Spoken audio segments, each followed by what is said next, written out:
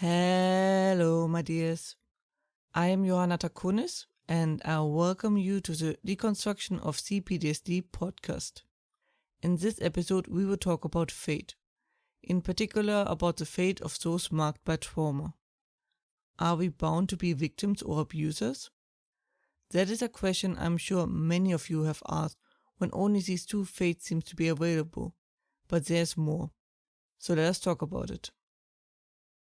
In media, be it news, shows, movies, or the like, it can often appear that there are only two outcomes.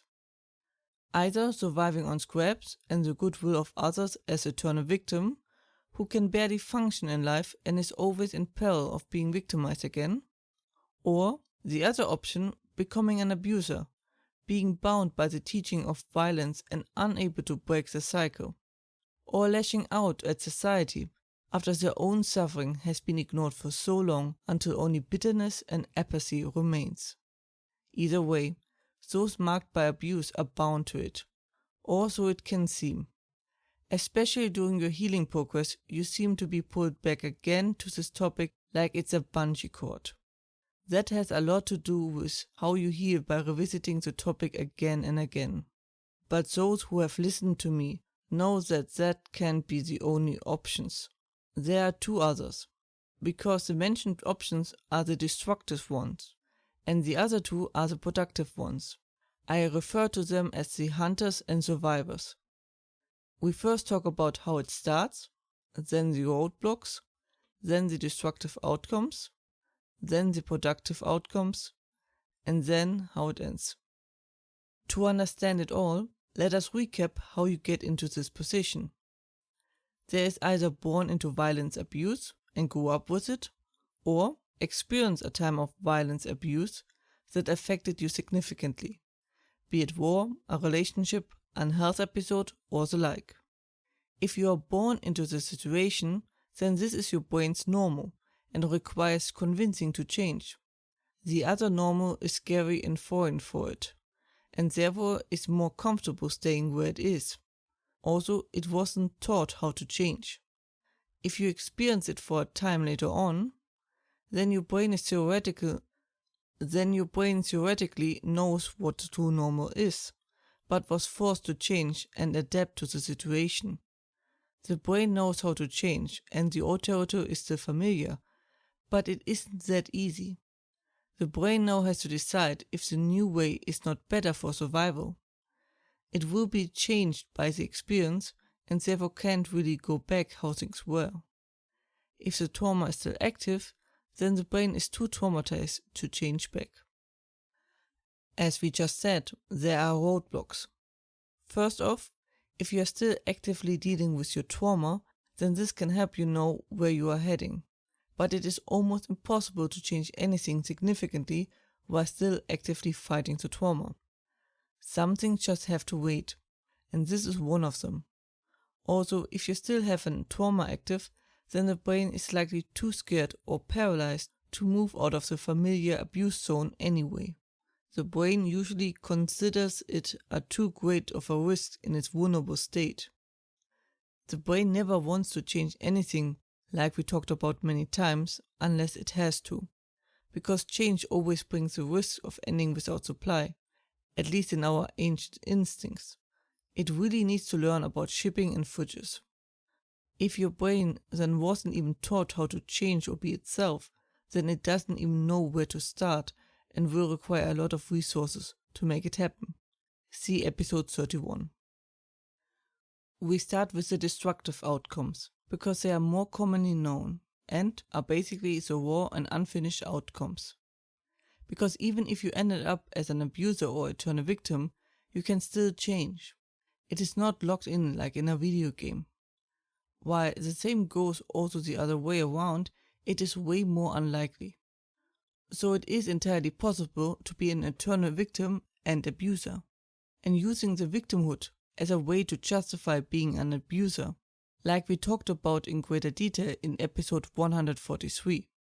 The sad thing is that many become involuntarily abusers because they didn't understand and process how they were abused as children. Then they repeat this cycle and inability to control themselves, and it spreads more and more until people break the cycle.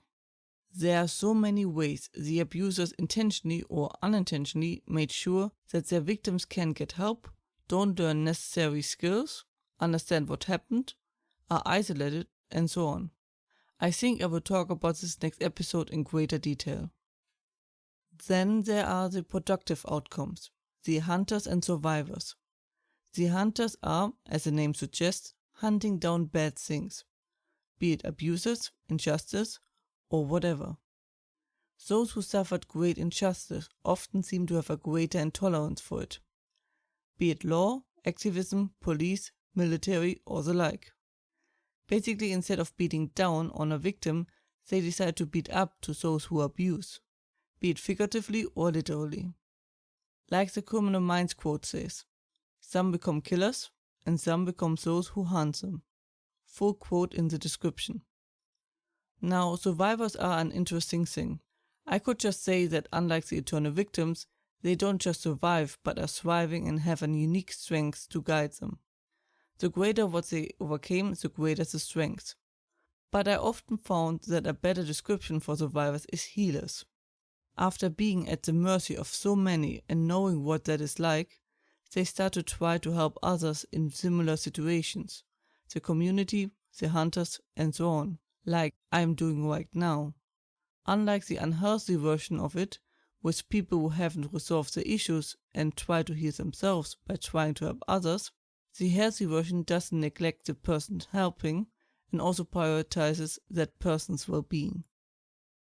So how does it all end? Well, that depends on you. Naturally, dealing with trauma takes time, and not all is yet set in stone. So if you find yourself in the position where you have hurt others, don't panic. Try to apologize and undo as much as you can. Try to avoid that if you can. What it is going to be is yours to decide. As long as you live, you have the option to change. I have many episodes who can help you with that. And if that is not enough, ask me. Yes, even if you're an abuser, I will help you get better. But in general, I found focusing on your steps, getting better, and trying your best to minimize having a negative effect is the best way to go. In what category you end up then will show itself, be it survivor, healer, or hunter.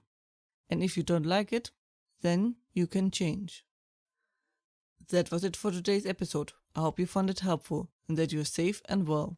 And, as always, if you have any questions or feedback and the like, please let me know at contactme@johannatakonis.com. More information and transcript you can find, as usually, under johannatakonis.com, and links are in the description. You can also find me under @johannatakonis on YouTube, Twitter, and Instagram.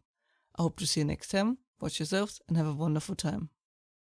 Thank you for watching. If you liked it, please leave a like and subscribe. Let me know what you think in the comments, my socials, or a message.